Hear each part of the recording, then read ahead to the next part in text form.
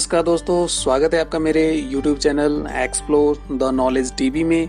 आज इस वीडियो में हम बात करेंगे कि कैसे HTML के वेब पेज में इमेजेस को इंसर्ट किया जाता है और कैसे उन्हें अट्रैक्टिव बनाया जाता है। तो चलिए शुरू करते हैं। तो HTML के वेब पेज में इमेजेस को इंसर्ट करने के लिए इमेज टैग का यूज़ किया जाता है। इमेज टैग एक एम्प्टी टैग है, इसका कोई भी कंपेनियन टैग यानी कि क्लोजिंग टैग नहीं होता है। तो इमेज इंसर्ट करने के सिंटैक्स में जो सबसे महत्वपूर्ण चीज है वो है इमेज टैग का सोर्स एट्रीब्यूट। सोर्स एट्रीब्यूट ही इमेज के सोर्स या पाथ को डिफाइन करता है, यानी कि आप जिस भी इमेज को अपने वेब पेज से जोड़ना चाहते हैं उस पिक्चर का full URL double quotation mark के भीतर लिखना पड़ता है। यहाँ पर अगर आपकी इमेज उसी फोल्डर में स्टोर है जहां पर आपकी ये HTML की फाइल सेव है, तो उसके लिए आपको सिंपल यहाँ पर इमेज का नाम ही लिखना होगा। जैसे ये वाली इमेज सेम फोल्डर में है जहां मेरी HTML की ये फाइल सेव है, इसका नाम है एनिमल और एक्सटेंशन है .jpg। तो मैं एज इट इज ही इसको डबल कोट्स के अंदर लिख देता हूँ animal.jpg। ध्यान रहे इमेज नेम के साथ उसकी एक्सटेंशन जरूर यूज करनी है, अदरवाइज आपकी इमेज इंसर्ट नहीं होगी। इमेज की एक्सटेंशन कुछ भी हो सकती है, .jpg, .png, .gif, .tif। यहाँ पर jpg है तो मैं इमेज नेम के साथ .jpg यूज कर रहा हूँ। फाइल को सेव करके रन कर देते हैं। ये देखिए आपकी इमेज इंसर्ट हो गई है। ये तो थी इमेज आपकी सेम फोल्डर में। अगर आपकी इमेज किसी दूसरे फोल्डर में है या फिर किसी दूसरी लोकेशन में है तो उसके लिए क्या करना है, चलिए देखते हैं। इसके लिए आपको इमेज की लोकेशन में जाना होगा और उसका एड्रेस कॉपी करना होगा।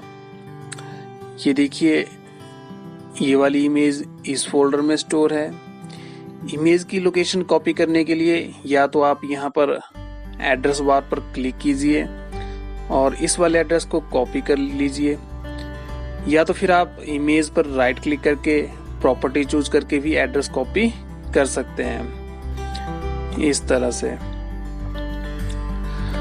अब इस एड्रेस को यहाँ पर पेस्ट कर देंगे।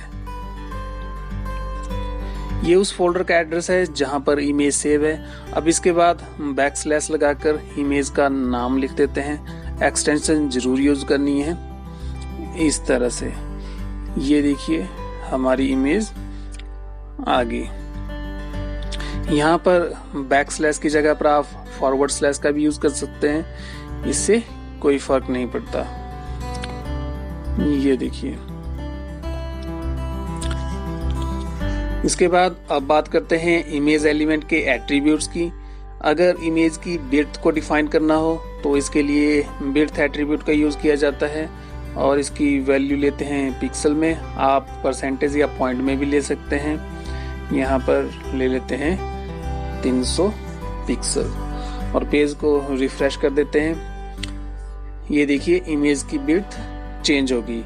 और इसी तरह से हम इमेज की हाइट को भी हाइट एट्रीब्यूट की सहायता से चेंज कर सकते हैं। इसमें भी वैल्यू ले लेते हैं 300 पिक्सल। ये देखिए इमेज की हाइट भी चेंज हो गई। इसके बाद अब बात करते हैं अल्ट एट्रीब्यूट की। अल्ट एट्रीब्यूट इमेज के लिए एक अल्टरनेट टेक्स्ट प्रोवाइड करता है। अगर किसी कारणवश यूजर इमेज को नहीं देख पाता है, इंटरनेट स्लो होने के कारण या फिर सोर्स एट्रीब्यूट में कोई एरर के कारण, तो इस दशा में अल्ट एट्रीब्यूट में जो टेक्स्ट लिखा होगा वो इमेज की जगह पर डिस्प्ले होगा। मैं सोर्स एट्रीब्यूट में एरर क्रिएट कर देता हूँ। ये देखिए इमेज डिस्प्ले नहीं हो रही है पर अल्ट वाला टेक्स्ट डिस्प्ले हो रहा है।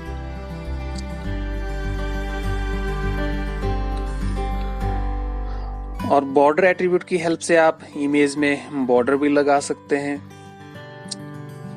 ये देखिए इस तरह से बाय डिफॉल्ट बॉर्डर का कलर ब्लैक होता है।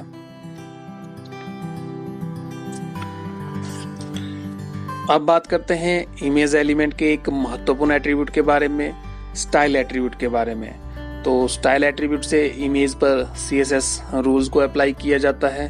स्टाइल एट्रीब्यूट का यूज करके इमेज को और भी अट्रैक्टिव बनाया जाता है, लेकिन इसके लिए हमें CSS भी आनी चाहिए।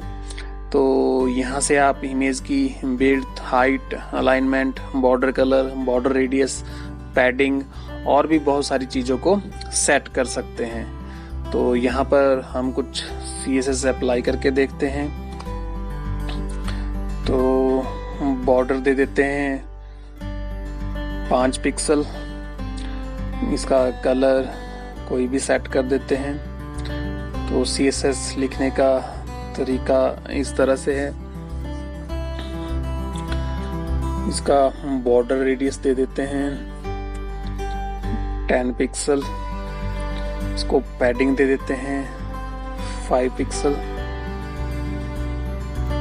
पेज को रिफ्रेश कर देते हैं। तो ये देखिए, ये आ गया बॉर्डर का कलर, बॉर्डर का रेडियस, और ये देखिए इमेज और बॉर्डर के बीच में पैडिंग भी आ गई 5 पिक्सल की।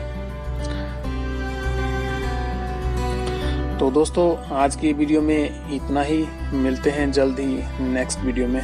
धन्यवाद।